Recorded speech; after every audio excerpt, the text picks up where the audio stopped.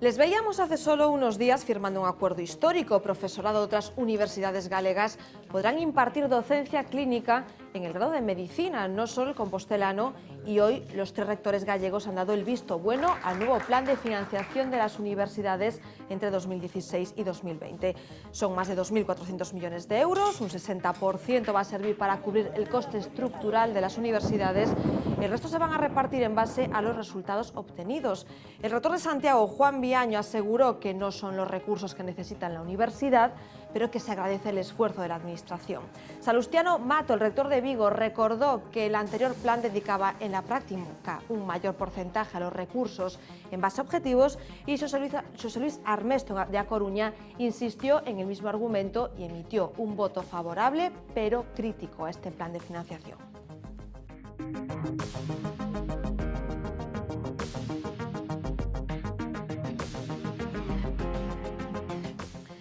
Precisamente este último tramo de Más que Contar lo vamos a dedicar a la universidad, pero en este caso nos vamos a centrar en el día a día, porque hace muy poco conocíamos que la lista Shanghái volvía a situar a la Universidad de Santiago entre las 500 mejores universidades del mundo y que el área de matemáticas de Compostela está además entre las 100 mejores. ¿Qué les parece si a todo esto le añadimos que la Facultad de Matemáticas de Santiago cuenta en su plantilla con el tercer mejor matemático del mundo? Esta noche nos acompaña, aquí en Más que Contar, Juan José Nieto. Juan José, ¿qué tal? Buenas noches. Buenas noches. Cuéntanos, ¿qué es esto del tercer mejor matemático del mundo? ¿En base a qué se hace esta lista?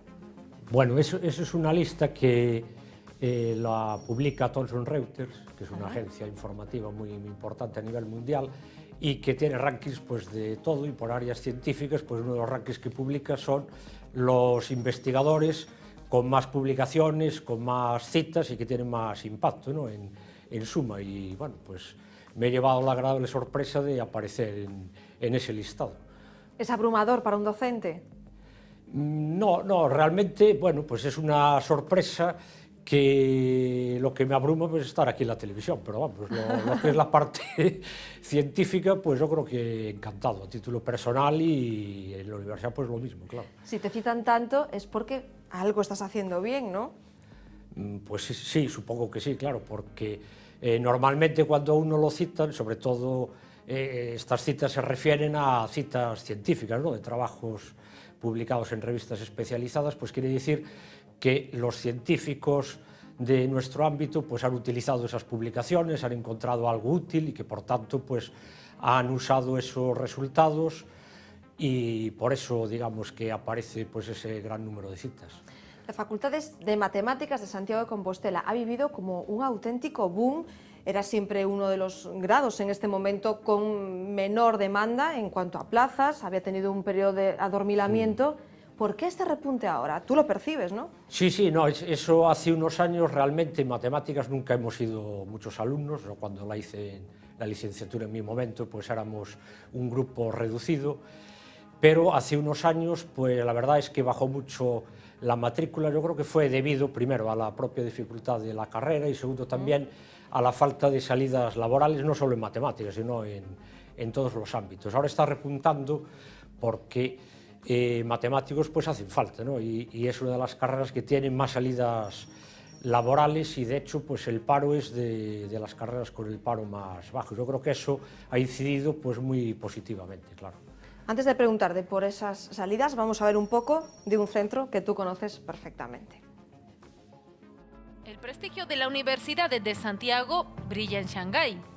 La Facultad de Matemáticas figura entre las 100 primeras en el listado elaborado en China. Recoñecemento pois a ese traballo e esa planificación que temos feito desde fai moitos anos, e desde logo pois é unha alegría. O que mide o ranking de Shanghái pois son determinados aspectos da actividade investigadora, sobre todo a actividade investigadora que se desenvolve na facultad. É un motivo de orgullo estar entre os 100 primeiros centros do mundo.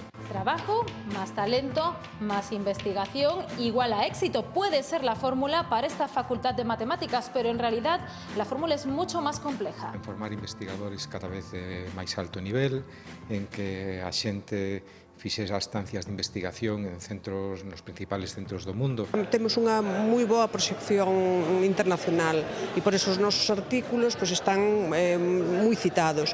Alumnos de estas aulas han ayudado a resolver el crimen de Eva Blanco, elaborando un programa informático con el que trabajó el Instituto de Ciencias Forenses de la Universidad de Compostela. Es solo un ejemplo de lo que aquí se cuece. Desde ir a un caixero automático e sacar cartos, a facer compras por internet, os MP3, MP4. Además de estar presentes en todo, las matemáticas están de moda. Para min que sempre estuveron. Teñen ese grado de beleza, ¿no? Que podes prefixar os límites do que estás facendo. Dos nuevas carreras que ofrecen la doble titulación en matemáticas y física y matemáticas e informática tienen las notas de corte más altas en Galicia. Siempre desde pequeño me han gustado. Aquí non te vas a topar a todo o mundo como estereotipo de persona que a xente ten en mente cando pensa no matemático. Hai de todo. Pero los recortes esconden un riesgo. Los investigadores que se marchan al extranjero no suelen volver. El profesorado está envejecido y eso rebaja la productividad. Dentro de moi pouquiño tempo, a situación na que estamos, esta situación, non, de que nos deixa estarnos neste rankings, va a cambiar totalmente e non dentro dun par de anos ou 3 non creo que podamos estar aquí facendo a entrevista. Por mucho que le den vueltas a la financiación universitaria, aquí no salen las cuentas. Matemáticas, la formación que está de moda. Juan José, hablabas antes de salidas laborales. ¿Hay más salidas para los matemáticos de lo que todos pensamos, que es hacia la docencia? Claro, la idea general que tenemos todos es un poco, sobre todo profesor de instituto, ¿no? Para volver a enseñar pues las matemáticas que todos hemos, algunos disfrutado y otros padecido, ¿no? en el colegio y en los institutos. Salidas pues tiene muchas y además cada vez más. La semana pasada, precisamente el martes, que estuve en una conferencia de César Aliarte, el presidente de Telefónica, pues una de las cosas que decía es que hace 10 años ellos tenían unas 100 personas dedicadas a algoritmos. Algoritmos es algo que es muy matemático y por tanto pues ahí sí que pueden tener trabajo los matemáticos. Bueno, pues como digo, él decía que tenía unos 100, 110 personas hace 10 años, que ahora mismo tenía 3.000, pero que necesitaba sobre 8.000, no recuerdo si 7.000 o 8.000. Entonces ahí hay un campo muy importante, no solo para los matemáticos, sino también para otras ciencias afines, pero ahí los matemáticos yo creo que tienen mucho que decir porque un algoritmo pues no deja de ser un proceso matemático bastante complejo en muchos casos y los matemáticos pues para eso tienen una formación pues yo creo que idónea. Es una transferencia de conocimiento, digamos, ¿no? También, ¿no? Después también hay, ahora en la facultad también somos líderes en transferencia del conocimiento, yo no soy desde luego experto en eso porque es una investigación muy básica, pero también tenemos ahí pues un grupo muy importante de transferencia del conocimiento y matemática industrial, que yo creo que es otro de las bazas que son muy importantes de cara al exterior de las matemáticas en nuestra facultad en Santiago y en toda Galicia. Juan José, tú que eres el tercer mejor matemático del mundo, ¿tuviste claro desde niño que lo tuyo eran las matemáticas? Pues yo creo que sí, porque aunque de niño pues tenía, en fin, otros intereses un poco más infantiles, pues me gustaba mucho más correr por el campo que dedicarme a estudiar y por supuesto las matemáticas, pues a mí siempre me gustaron las matemáticas y ya cuando, digamos, tuve que decidir qué carrera hacer, pues mi vocación siempre fue esa. Aunque siempre lo digo, pues que en mi familia pues siempre me decían, hombre, pues no sería mejor que estudiar pues las típicas carreras así con más salidas o más proyección social, como puede ser la medicina, ingeniería y otras, pero a mí me gustaban las matemáticas y fue lo que decidí, creo que muy bien decidido ahora. Y tú, desde esa posición como docente, ¿qué crees que falla? Voy a decir ya en los más pequeños, en muchos a los que las matemáticas nos han aterrado toda la vida. Pues eso es difícil decirlo, porque, como decía en una entrevista que me hicieron hace poco, pues la comunidad matemática es consciente de eso, ¿no? Pero ¿qué medidas podemos adoptar? Pues no es sencillo decir qué es lo que podemos hacer, porque las matemáticas es algo que es difícil en sí mismo, pero precisamente esa dificultad también después tiene la recompensa de que, bueno, pues uno tiene una formación y unos resultados pues muy interesantes. ¿Qué podemos hacer? Pues quizás hacerlas un poco más entretenidas en el colegio, a lo mejor con más ejemplos de la vida práctica. pero es difícil porque todos, y digo todos, en el colegio, en el instituto, en la facultad, siempre estamos pendientes del programa que hay que enseñar y entonces no nos podemos entretener, digamos, con cosas lúdicas. Hay que ir pues a la parte fundamental y quizás eso es lo que nos ata un poco. Tú eres experto en ecuaciones diferenciales, ¿es correcto? Sí, sí. ¿Cuántas veces te han dicho que eres como el John Nash? Recordarán una mente maravillosa, ese famosísimo matemático, protagonista de esa historia también. Sí, bueno, eso es un tópico. John Nash pues ha sido una persona irrepetible. Claro, pero es porque... el matemático que todos conocemos, ¿no? Sí, ¿no? Y ahora con otras películas pues también hay alguno así famoso como Turing.